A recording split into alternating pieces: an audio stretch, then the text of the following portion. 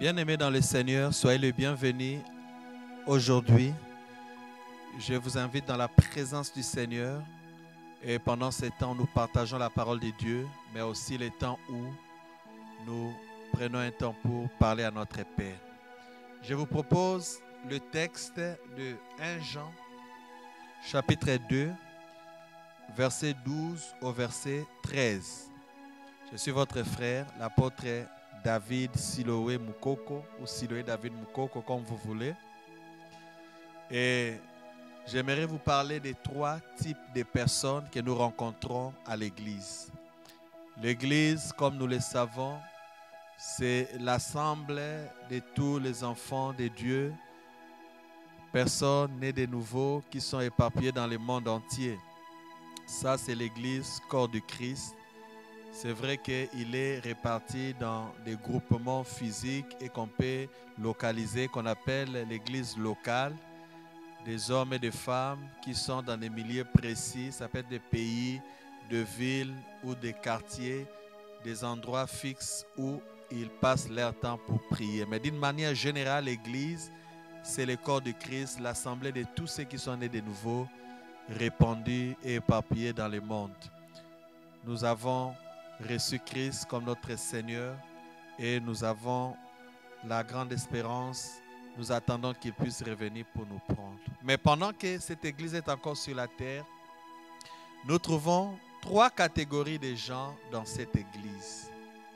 Et c'est ce que j'aimerais partager avec vous pendant ces quelques minutes. Lisons les Écritures. 1 Jean, chapitre 2, verset 12 au verset 13. La Bible dit ce qui suit, c'est l'apôtre Jean qui est en train d'écrire à l'église, aux enfants de Dieu. Je vous ai écrit, petits enfants, parce que vos péchés vous sont pardonnés à cause de son nom. Verset 13. Je vous ai écrit, Père, parce que vous avez connu celui qui est dès le commencement. Je vous ai écrit, jeunes gens, parce que vous avez vaincu le malin. Nous voyons clairement dans ces passages que l'apôtre Jean est en train de catégoriser les enfants de Dieu en 3 groupes. Le premier groupe, il les appelle les petits enfants. Le deuxième groupe, il les appelle le père. Et le troisième groupe, il les appelle les jeunes gens. Tous ces groupes sont des hommes et des femmes qui sont rachetés, les enfants de Dieu.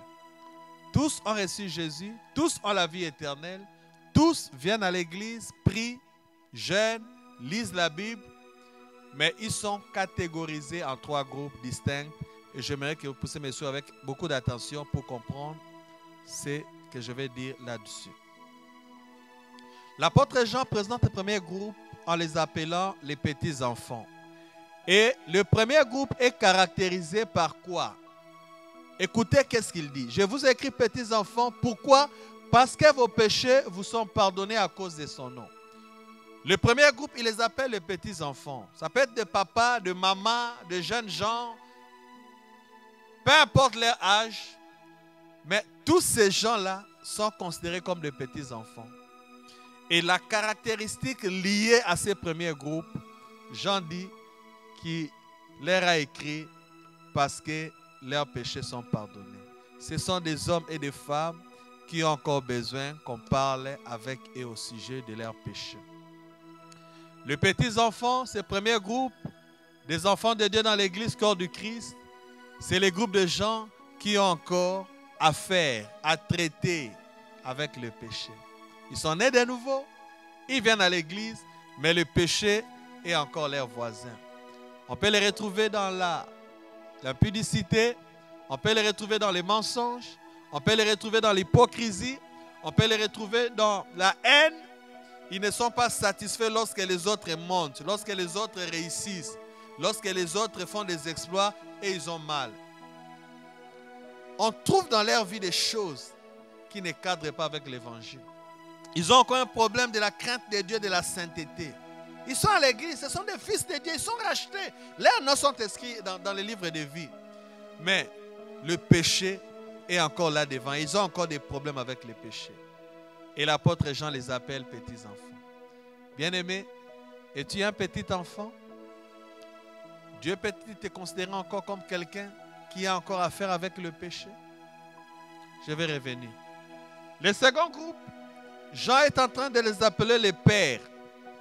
Écoutez ce qu'il dit au sujet des pères. Je vous écris père parce que vous avez connu celui qui est dès le commencement. Au père, Jean met l'accent sur la connaissance. Le père, ça peut être des vieux, ça peut être des jeunes ou des enfants en âge. Mais dès lors que ce sont des gens qui sont accros à la connaissance de Dieu, qui connaissent leur Dieu, qui connaissent celui qui est mort pour eux, qui connaissent celui qu'ils servent, l'apôtre Jean les place dans la catégorie des pères ou des adultes. Le troisième groupe, il les appelle les jeunes gens. Écoutez ce qu'il dit au sujet des jeunes gens. Je vous écris jeunes gens parce que vous avez vaincu le malin. Aux jeunes gens, Jean leur parle de ce qui a trait avec la lutte, les combats. Les jeunes gens ont encore besoin de vaincre. Ils ont besoin d'être sûrs qu'ils sont vainqueurs. Alors, suivez-moi bien, bien-aimés. Tous sont des fils et des filles du royaume. Tous sont rachetés. Mais leur manière de marcher avec Dieu et leur niveau de maturité les catégorisent dans l'un ou l'autre de ces trois groupes. Et j'aimerais le mettre un peu d'une manière graduelle. Les petits enfants, les jeunes gens et les pères. Si jusqu'aujourd'hui, vous continuez à avoir des problèmes avec les péchés, vous pouvez être serviteur de Dieu, prédicateur, intercesseur, partenaire. Vous pouvez avoir fait 10 ans, 20 ans à l'église. Mais si vous avez encore des problèmes avec le péché, si le péché vous triomphe si facilement, si vous n'avez pas encore renoncé à des choses que vous connaissez être contraires à l'évangile de Jésus, bien-aimé, je suis navré de le dire, vous êtes encore un bébé spirituel. Vous êtes un petit enfant dans le royaume de Dieu. Dieu ne peut pas vous confier de grandes choses. Dieu ne peut pas faire de très grandes choses avec vous. Parce que votre niveau spirituel ne lui permet pas de vous faire confiance. Pourquoi? Parce que le péché est encore votre ami. Il est honteux, il est malheureux de voir aujourd'hui des hommes, des femmes qui sont à l'église, qui servent Dieu, qui ont des responsabilités, mais côtoyer encore l'impudicité, côtoyer encore l'alcoolisme. Ils sont dans toutes les mauvaises choses. C'est honteux. L'apôtre Paul dit que ce sont des choses honteuses qu'on ne peut même pas nommer parmi vous. Des gens qui sont dans plusieurs tractations, des divisions. Des gens qui cherchent des vaines gloires, qui sont encore dans, je ne sais pas, des comparaisons. Des hommes et des femmes qui sont encore dans la haine. Ils sont dans l'hypocrisie. On les voit à l'église levant les mains, adorant, priant, s'agenouillant, faisant des choses avec Dieu. Mais lorsqu'ils se rétractent dans des coins où personne ne les voit, ils ont une vie différente de la vie qu'ils ont manifestée lorsqu'ils étaient dans la présence des autres frères. Ce sont tout simplement des enfants. Et aux enfants, on ne peut pas confier de grandes choses. Ce sont des gens pour qui Dieu a peur, permettez-moi le terme, de donner des grandes bénédictions. Parce que Dieu sait que s'il leur donne des grandes bénédictions, il va les perdre. Dieu les aime tellement qu'il ne veut pas les perdre. C'est pourquoi Dieu ne se permet pas de leur donner des grandes choses. Ce type de personnes, les jeunes gens, les enfants dans la foi, sont des gens qui font des demandes de prière, ils gênent, ils cherchent des choses, mais ils ne trouvent pas de solution. Non pas parce que Dieu n'entend pas, non, Dieu entend. Il a le pouvoir de leur donner. Mais leur niveau de la marche avec Dieu est tellement médiocre que le Seigneur a peur, entre guillemets, de mettre à leur disposition toutes ces choses, de peur de les perdre. Parce que si déjà avec les petites choses qu'ils ont, ils ne craignent pas Dieu, que feront-ils avec beaucoup plus de bénédictions?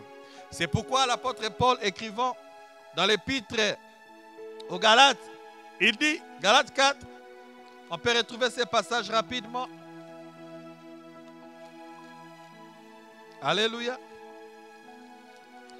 Galates chapitre 4 à partir du verset 1er. Oh, aussi longtemps que l'héritier est enfant, Je dis qu'il ne diffère en rien d'un esclave, quoi qu'il soit le maître de tout.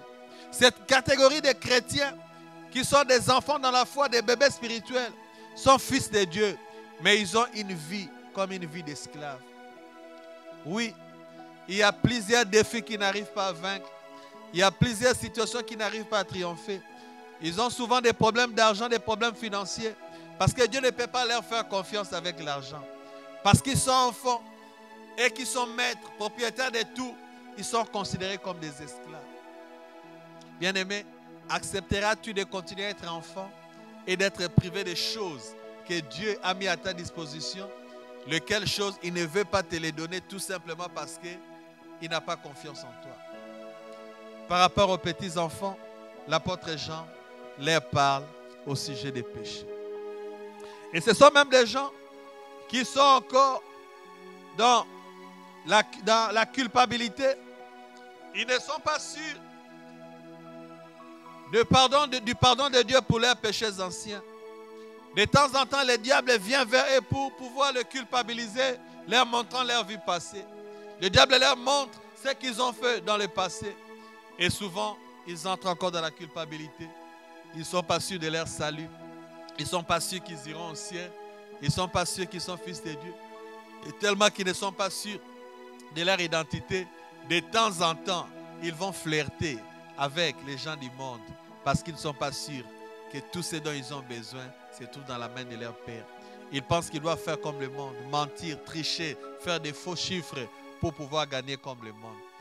Ce sont ces gens, type de chrétiens, qui envient même les païens. Ils envient les païens. Ils veulent être comme les païens. Ils cherchent même à se compromettre pour être comme les païens. Et des fois, ils sont tentés à toucher à l'occultisme et à des chemins raccourcis, négatifs, pour pouvoir se concrétiser dans la vie et avoir des positions. Bien-aimé, aussi longtemps que tu es enfant, tu ne différeras jamais d'un esclave. Dieu mettra pour toi des tuteurs et des administrateurs pour gérer pour toi des choses qui t'appartiennent. Ce sont tes choses, ce sont tes richesses, ce sont tes biens.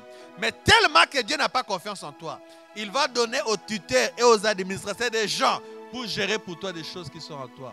Quand tu vas demander 1000, on te donnera 10 parce qu'on n'a pas confiance en toi. Quand tu vas demander 1 million, on te donnera 100. S'il te plaît, quitte ces niveaux d'enfance dans les choses de Dieu et grandis, parce que les grandes et les bonnes choses sont à la disposition de ceux qui ont grandi. L'apôtre Jean va et poursuit en disant, pour l'autre catégorie de jeunes gens, qu'est-ce qu'il dit? Là, nous sommes à 1 Jean chapitre 2, verset 13, partie B. Je vous écris, jeunes gens, parce que vous avez vaincu le malin. Les jeunes gens sont cette catégorie de gens qui n'ont pas forcément encore des problèmes avec le péché. Ils en ont fini avec le péché. Ils ne pratiquent pas le péché. Ça peut arriver qu'ils trébuchent. Mais ils ne sont pas dans la pratique du péché. Là, ils ont vaincu.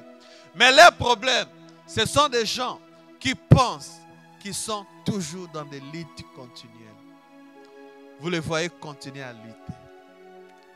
Vous les voyez continuer à lutter. C'est le type de gens qui ont besoin de voir, de palper avant de croire qu'ils possèdent les choses. C'est le type de chrétien qui pense que quand il est malade et qui demande à Dieu de le guérir, c'est lorsqu'il sent qu'il est vraiment en bonne santé qu'il croit que Dieu l'a déjà guéri. Dès lors qu'il ne sent pas encore la bonne santé, il continue à lutter. Il vit par rapport à ce qu'il voit. Quand il marche dans un temps de sécheresse financière, il pense qu'il a des problèmes forcément spirituels. Les jeunes gens luttent. Ils ont l'impression de continuer à lutter. On les voit cherchant Dieu d'une manière un peu désordonnée, permettez-moi les termes. Ils pensent qu'à force de chasser les démons, à force de monter et descendre, à force de faire ça et ça, que les choses vont changer. Ils ne sont pas de la catégorie que je vais citer tantôt, des gens qui ont plus confiance en ce que Dieu a dit. Les jeunes gens, ils ont besoin de voir avant de croire. Les jeunes gens, ils ont besoin de sentir avant de croire que c'est fait. Les jeunes gens, ils ont besoin de vivre dans les sens. Il lutte. C'est pourquoi l'apôtre leur parle de la victoire. Il dit, vous avez déjà vaincu. Il les rassure de leur victoire. Il veut mettre dans leur tête la confiance et la confirmation de leur victoire. Bien-aimé, écoute-moi. La bataille avait déjà pris fin. Tu es vainqueur. La vie chrétienne, ce n'est pas ce que tu vois. Parce qu'il y a des réalités. Il y a ce que tu vois et ce qui est. Si tu veux te fier à ce que tu vois pour croire que tu as reçu la chose, c'est un peu malheureux. Les 5 sens vont toujours à l'encontre, et souvent, je peux dire souvent à l'encontre de la foi. Les jeunes dans la foi, ils veulent vivre par rapport à leurs 5 sens. Ils veulent vivre par rapport à ce qu'ils voient, par rapport à ce qu'ils sentent, par rapport à ce qu'ils touchent. Mais je te dis, tu es déjà vainqueur. Tu dois te rassurer que tu es vainqueur. Ce n'est pas parce que les amis, les gens de ton école, de ton quartier, de ton travail prospèrent d'une certaine manière que tu dois penser que toi, tu as des problèmes. Non. Tout a déjà été donné pour toi. Nous avons toutes choses pleinement en Jésus. Le fait de ne pas voir les choses encore ne dit pas que tu le manques. Tu as besoin d'atteindre ou de rejoindre un autre niveau pour mieux comprendre les choses qui t'appartiennent déjà. C'est pourquoi l'apôtre Jean, il parle pour le 3e groupe, le verset 13. Je vous écris, Père, parce que vous avez connu celui qui est dès le commencement. Au Père, au mature, au grand. Il ne leur parle pas de péché. Il ne leur parle pas de combat. Il leur parle de la connaissance de Dieu. Le Père, le mature sont ceux qui connaissent. Bien aimé, la connaissance est une grande source de puissance et de domination. Les gens qui dominent dans la vie sont les gens qui connaissent. Écoutez, ce que vous ne connaissez pas, les domaines dans lesquels vous manquez de connaissances et les domaines dans lesquels vous allez souffrir. Votre lutte et votre combat est souvent révélateur des choses que vous ignorez. Quand quelqu'un connaît, il connaît la vérité sur une chose, il a une certaine manière de se comporter et d'être. C'est pourquoi la Bible dit, connaissez, cherchez à connaître l'Éternel. Sa venue est aussi certaine que l'aurore. Et ailleurs, la Bible dit, mon peuple périt parce qu'il lui manque la connaissance.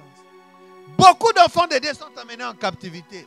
Pas parce que Satan est devenu plus fort. Pas parce que les anges mauvais, les démons se sont multipliés. Mais parce que tout simplement, ils ne connaissent pas.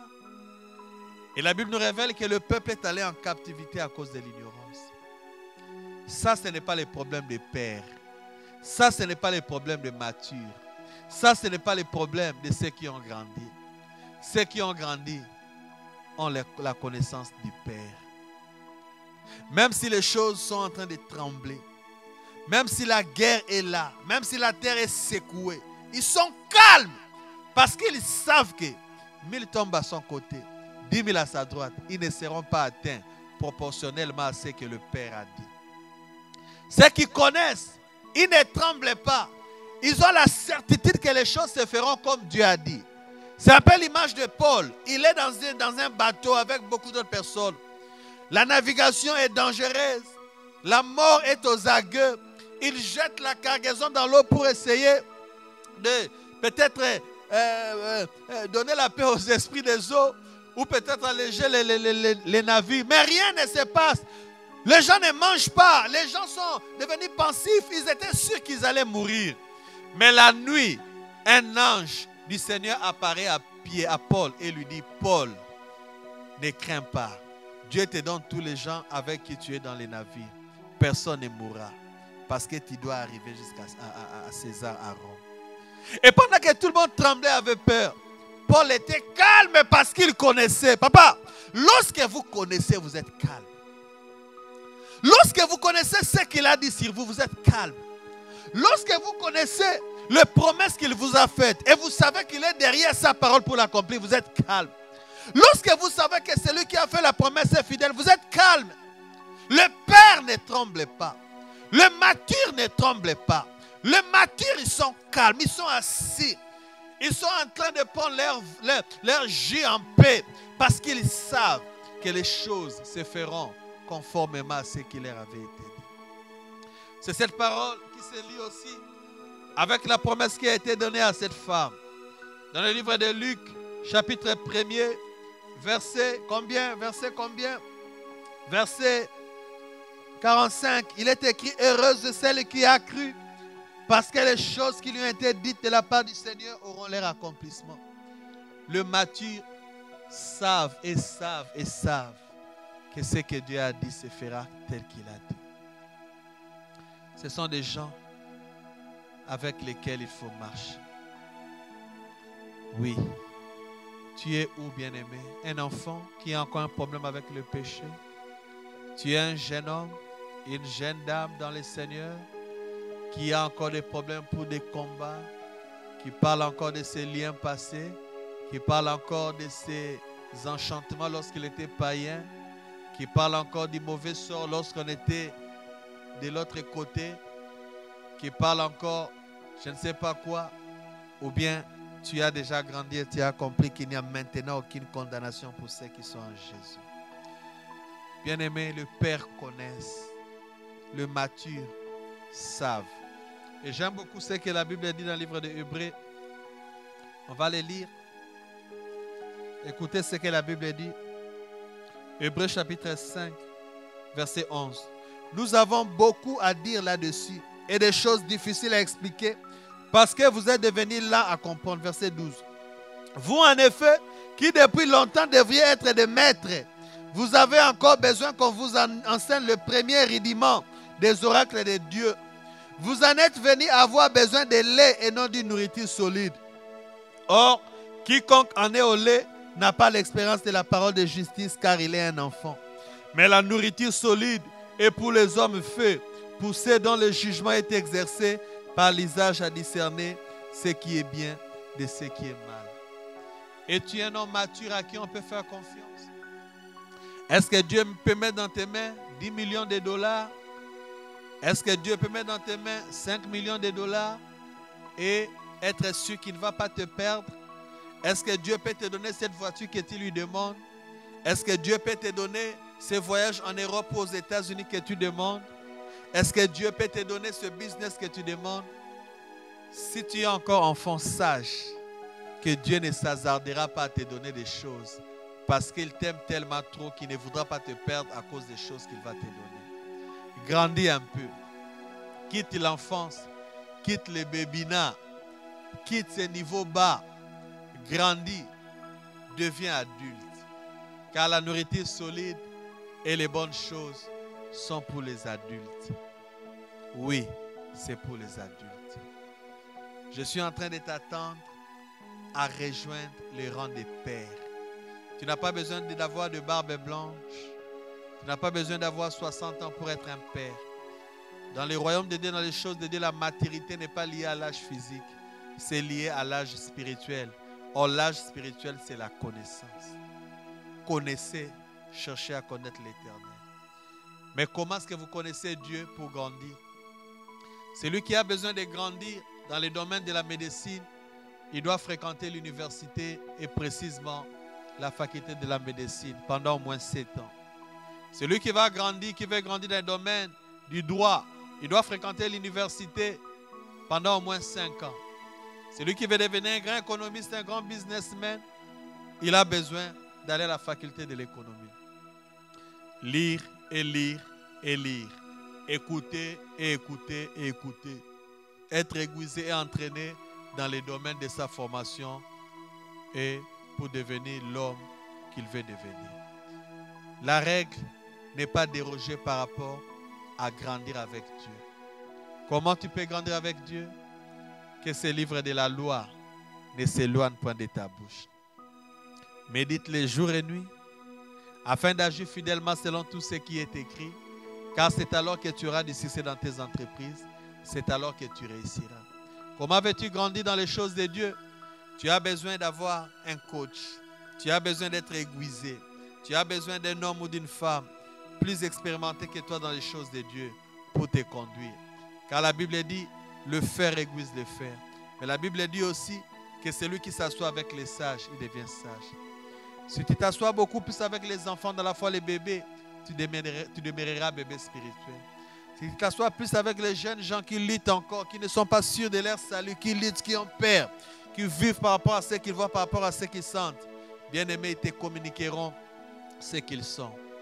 Quitte le niveau des enfants, cherche le mature. Ça peut être une école, ça peut être un homme de Dieu, une femme de Dieu, une structure, ça peut être une école, je ne sais pas, une séance, je ne sais quoi. Tout endroit, toute structure, en live ou par les vidéos, des choses qui peuvent te permettre à grandir. Mixe-toi à ça, lis-toi à ces choses, écoute les conseils et choisis de te séparer définitivement avec la vie du péché. Crois à Dieu et à ses paroles. Ça te permettra de grandir et de faire de grandes choses. Que Dieu te bénisse. Je vais prier avec toi. Seigneur, je bénis mon frère, ma soeur qui m'a écouté. Aide-les à grandir. Aide-les à quitter les niveaux des enfants qui sont caractérisés par le péché. Oui, ce sont les bébés qui jouent dans la saleté. Oui, ce sont les bébés qui tournent dans la saleté. Même après s'être lavés, ils sont encore dans la saleté. On doit les porter pour qu'ils ne se salissent pas. Ils ne distinguent pas la boue de ce qui est propre. Ils ne distinguent pas ce qui est sale. Ils sont dans la boue. Aide mon frère à quitter le niveau des enfants où il a encore besoin qu'on lui parle de péché. Mais aide-les aussi, Seigneur, à ne pas demeurer un jeune dans la foi, à ne pas demeurer quelqu'un pour qui on doit mettre des limites, qu'on doit surveiller, qu'on doit contrôler, à ne pas demeurer quelqu'un qui a encore besoin de gagner les victoires, de gagner des combats, qui a besoin de voir avant de croire, qui a besoin, Seigneur, de sentir avant de croire. Oui, il grandit, mais aide-le à ne pas demeurer dans ces niveaux de gêne où il a besoin d'être comme Thomas, voir d'abord avant de croire. Amène-le au niveau des pères, au niveau des matures, au niveau des grandes personnes qui n'ont pas besoin de sentir avant de croire, qui ont la confiance totale à ce que Dieu dit. La promesse et la parole de Dieu est suffisante pour eux. Ils savent que celui qui a fait la promesse est fidèle. Ils savent que Dieu est derrière sa parole pour l'accomplir. Ils savent que qu'il pleuve ou qu'il neige, ce qui est sorti de la bouche de Dieu, c'est ce qui s'accomplira. Parce que la parole de l'Éternel est éprouvée et que Dieu n'est pas un menteur et ne sera jamais fils du menteur. Aide-les, Seigneur, à grandir, à être des hommes et des femmes. Même s'ils manquent, ils sont fidèles à Dieu. Même si ce qu'ils demandent tarde, ils attendent. Ils ne trahissent pas la race des élus. Ils ne trahissent pas leur Dieu. Aide-les à être des matures, de pères qui sont prêts à mourir pour Jésus, qui sont prêts, alléluia, à mourir pour leur foi, qui sont prêts, Seigneur, à ne pas trahir leur foi à cause des choses de ce monde, oui, à cause des richesses de ce monde. Béni sois-tu pour cette parole, qu'elle soit esprit et vie, au nom de Jésus. Nous te bénissons et t'adorons, au nom de Jésus. Amen. Que Dieu vous bénisse, au nom du Seigneur Jésus.